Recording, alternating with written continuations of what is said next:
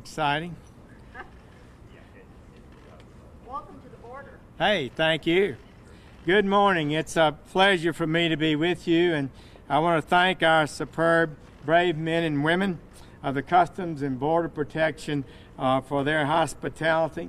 There are ICE officers, our HSI officers who work every day to restore a lawful system of immigration that we can be proud of. I appreciate Secretary Kelly for his leadership and his willingness to have his people host me today. I appreciate that and all of Homeland Security. Our men and women who are securing our border are making astounding progress. Here, along our nation's southwest border, is ground zero in the fight. Here, under the Arizona sun, ranchers work each day to make an honest living, and law-abiding citizens seek to provide for their families. But it's also here, along this border, that transnational gangs like MS-13 and international cartels flood our country with drugs and leave death and violence in their wake. And it is here that criminal aliens and the coyotes and the document forgers seek to overthrow our lawful system of immigration. So let's stop here for a moment. When we talk about MS-13 and the cartels, what do we mean? We mean international criminal organizations that turn cities and suburbs into war zones, that rape and kill innocent civilians, and who profit by smuggling poison and other human beings across our borders. Depravity and violence are their calling cards, including brutal machete attacks, even beheadings. They threaten the very integrity of our nations in our hemisphere. It is here on this sliver of land, on this border, where we first stake our stand.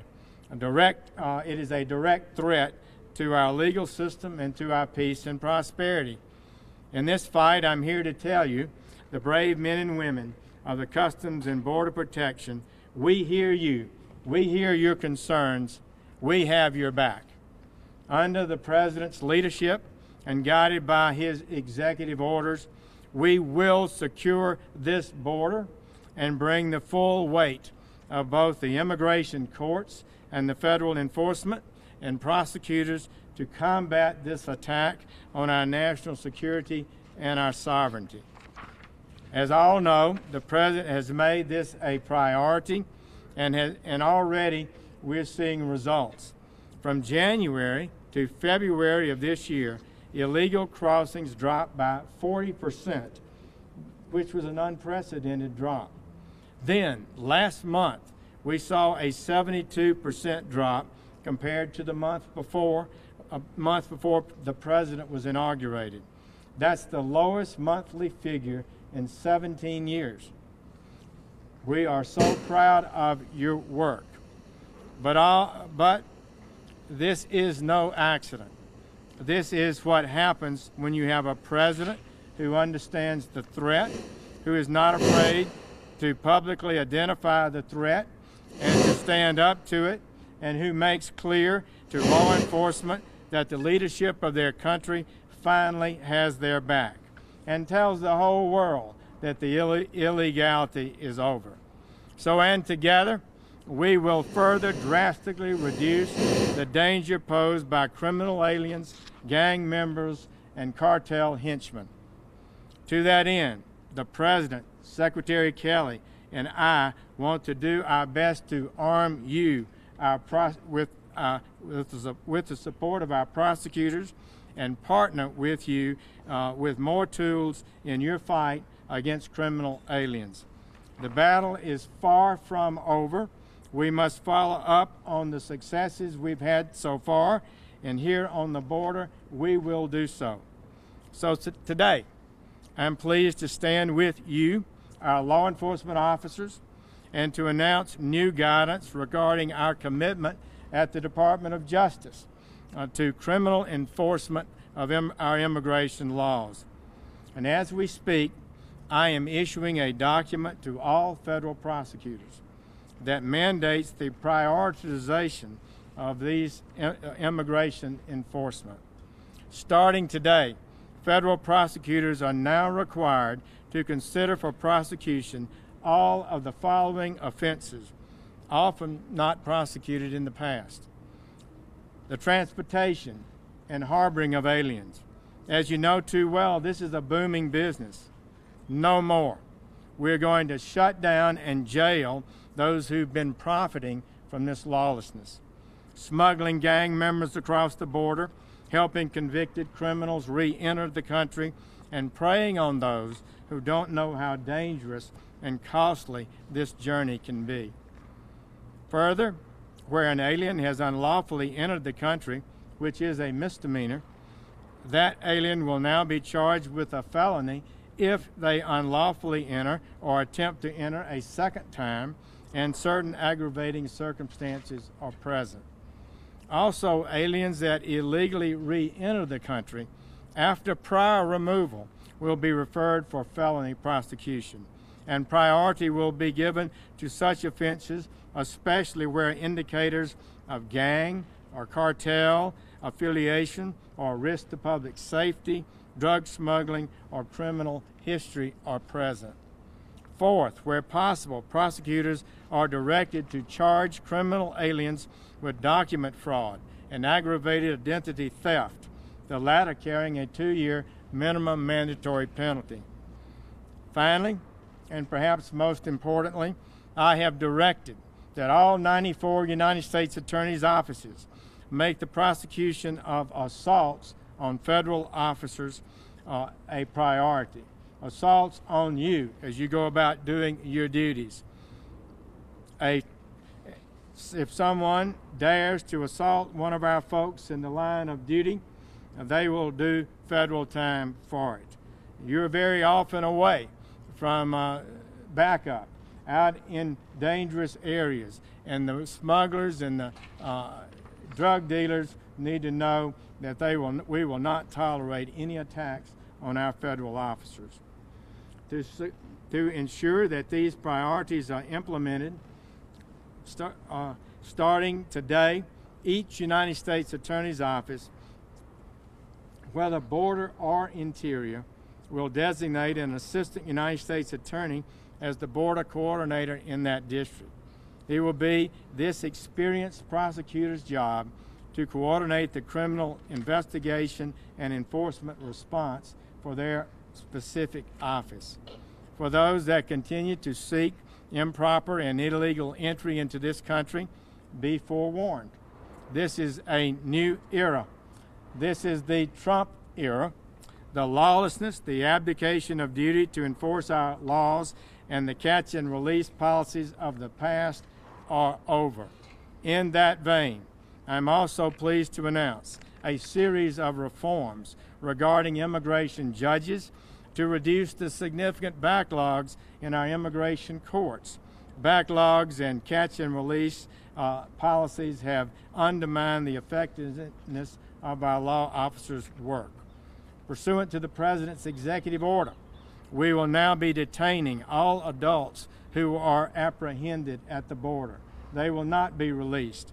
To support this mission, we have already surged 25 immigration judges to detention centers along the border.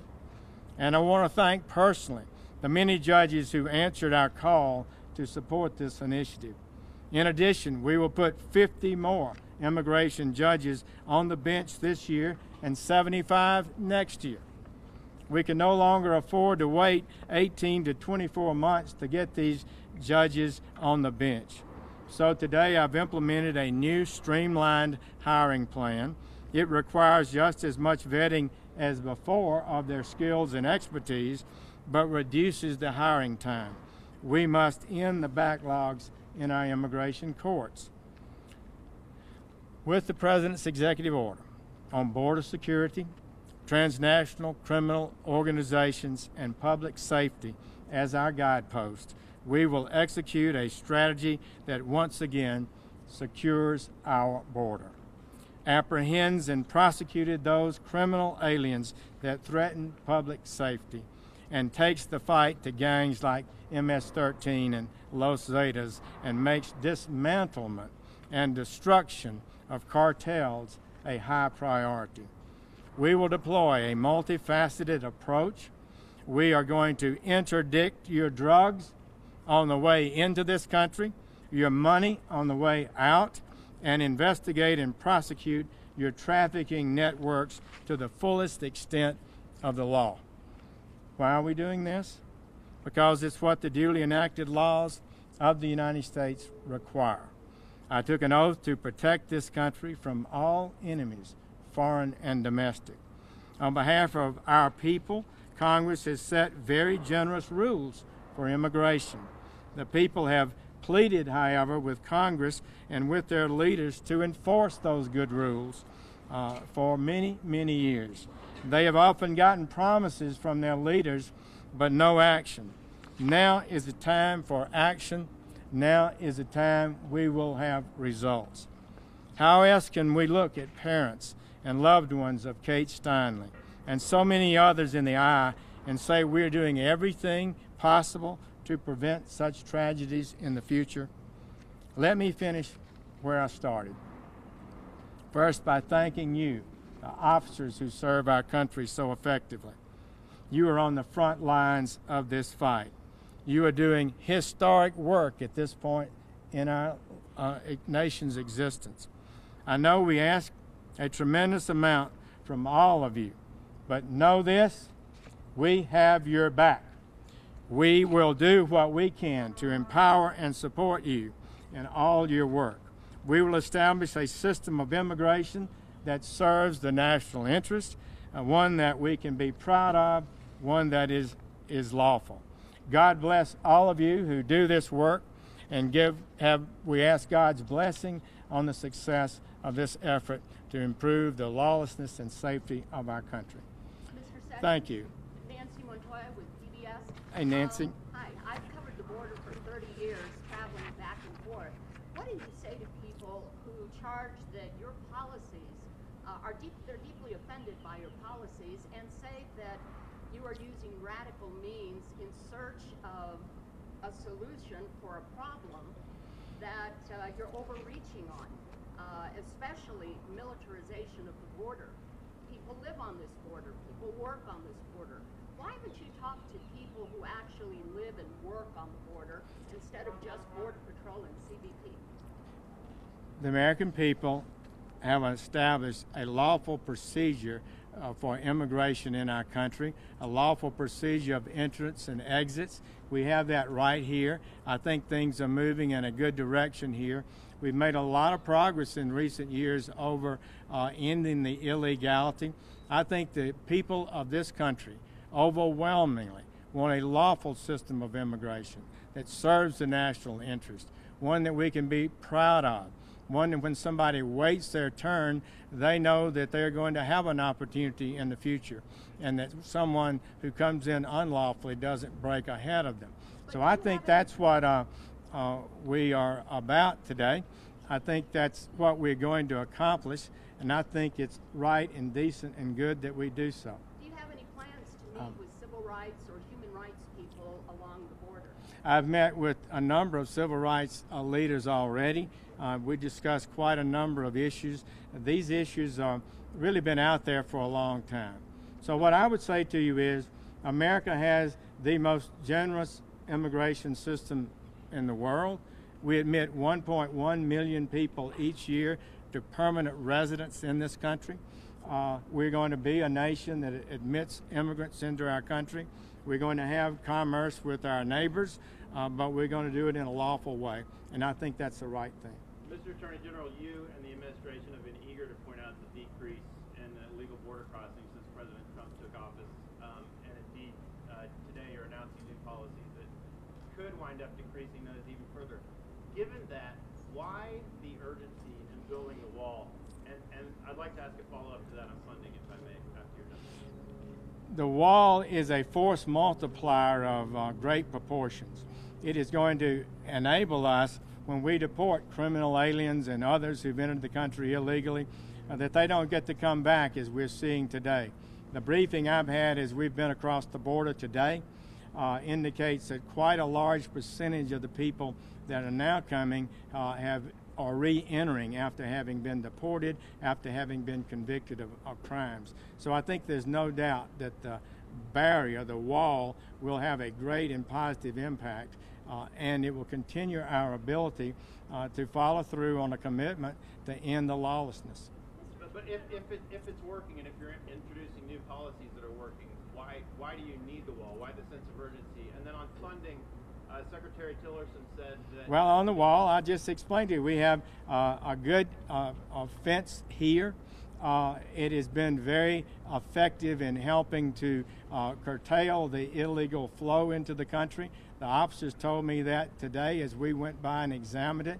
The next structures will be even more effective and be in a lot of areas that we've said we were going to have barriers in before but have not yet been built. That's going to get done. And Secretary Tillerson... Do we have another question? Yeah, Mr. Attorney General. We're planning to increase the number of civil liberties investigators with your office in light of your increase in the DOJ?